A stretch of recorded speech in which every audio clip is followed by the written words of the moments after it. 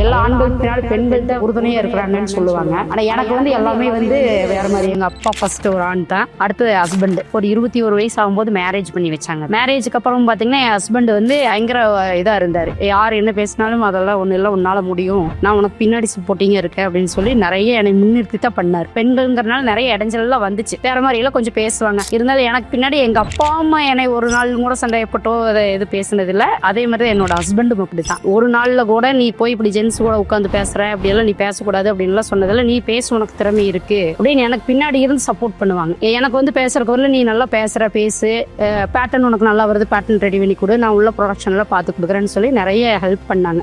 எனக்கு ஒரு ஆண் குழந்தை பிறந்தது அப்புறம் அப்போ அவங்களுக்கு கொஞ்சம் நல்லா படிக்க வைக்கணும்னு படிக்க வச்சோம். எங்களுக்கு படிப்பில், அவருக்கும் படிப்பில், எனக்கும் கொஞ்சம் படிப்பில் எல்லாம் 6வது படிச்சிருக்கோம். பையன் காலேஜ் முடிச்சு வந்தான். அவனுக்கு ஒரு பிசினஸ் பண்ணி ஸ்டார்ட் பண்ணி கொடுக்கலாம் அப்படின்னு சொல்லி லேடியோன்னு ஒரு பிராண்டு டிகோ அப்பரல் சிக்கல ஆரம்பிக்கும் போது அவரு வந்து டெவலப் பண்ணி வெளியில மார்க்கெட்டிங் இதெல்லாம் கொஞ்சம் படிச்சு முடிச்சு வந்தேன். மார்க்கெட்டிங் உள்ள இருக்கிற சிஸ்டம் எல்லாத்தையும் டெவலப்மெண்ட் பண்ணாரு. அவரும் எனக்கு வந்து சப்போர்ட்டிங் தான். நான் இப்படிதான் பண்ணுவேன், நான் வெளியில போறேன் அப்படியெல்லாம் சொல்ல மாட்டாங்க. உனக்கு என்ன ஹெல்ப் பண்ணுவேன் நான் பண்ணி கொடுக்குறேன், எனக்கு இந்த வேலையை பத்தி எனக்கு சொல்லி கொடுங்க சொல்ற அளவுக்கு நான் இருக்கேன். 32 வருஷத்துக்கு அப்புறம் இவ்வளவு சக்சஸ்ஃபுல்லா இருக்கிறேன்னு சொல்லிச்சுன்னா 32 வருஷமும் 3 ஆண்கள் எனக்கு பின்னாடி இருக்காங்க.